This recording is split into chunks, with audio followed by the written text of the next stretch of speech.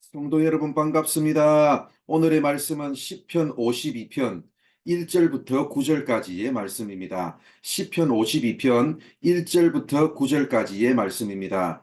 포악한 자여 내가 어찌하여 악한 계획을 스스로 자랑하는가. 하나님의 인자하심은 항상 있도다.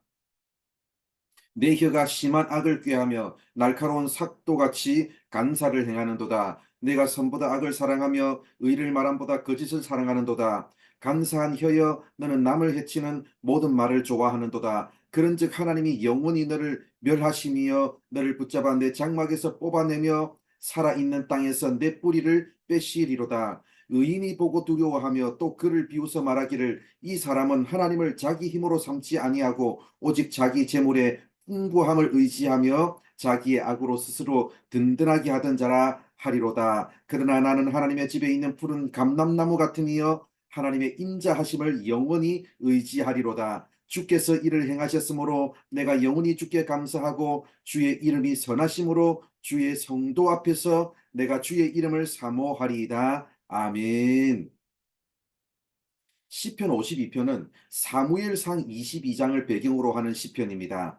에돔 사람 도액이 사울에게 가서 다윗이 아히멜렉의 집에 왔다고 고발했습니다.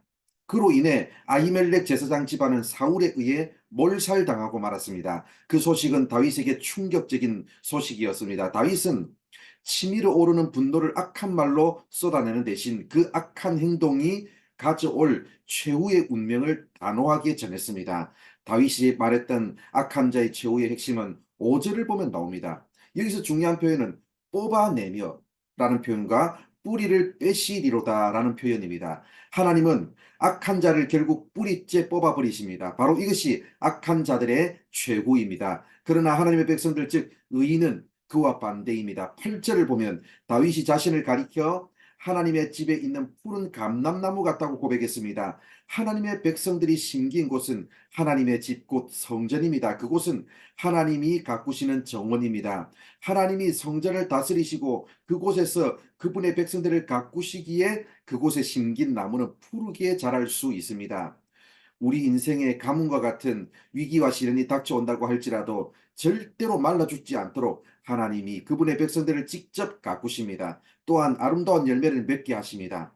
그럼에도 불구하고 악한 자들은 그들의 마지막 운명을 인식하지 못한 채 살아갑니다. 그 이유는 두 가지입니다. 세상의 힘이 하나님보다 더 강하다고 믿기 때문이고 또한 풍부한 재물로 얻는 만족이 영원하리라고 믿기 때문입니다.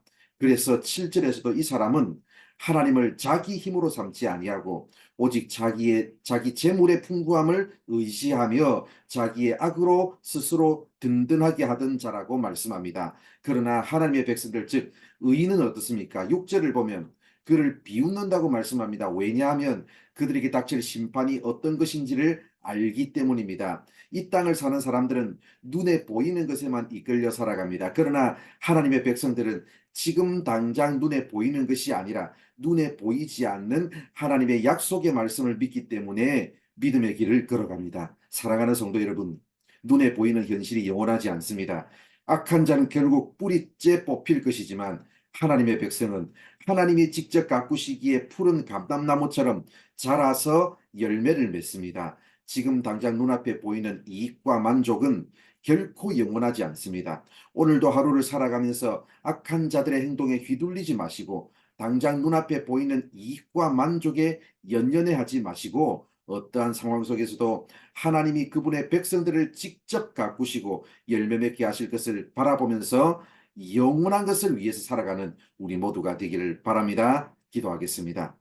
하나님 감사합니다. 오늘도 이렇게 우리를 사랑해 주셔서 말씀해 주셔서 감사합니다. 지금 당장 눈에 보이는 것에만 연연해하며 살아가는 그런 삶이 아니라 영원한 하나님 나라를 바라보면서 어떠한 상황 속에서도 하나님이 그분의 백성들을 지켜주시고 인도하실 것을 믿음으로 확신하면서 오늘도 하나님 나라를 위해서 살아가는 우리 영원한 것을 위해 살아가는 우리 모든 성도들 될 수 있도록 함께하여 주옵소서. 오늘 하루의 삶도 이끄시고 인도하여 주실 줄 믿사오며 예수님의 이름으로 기도드립니다. 아멘.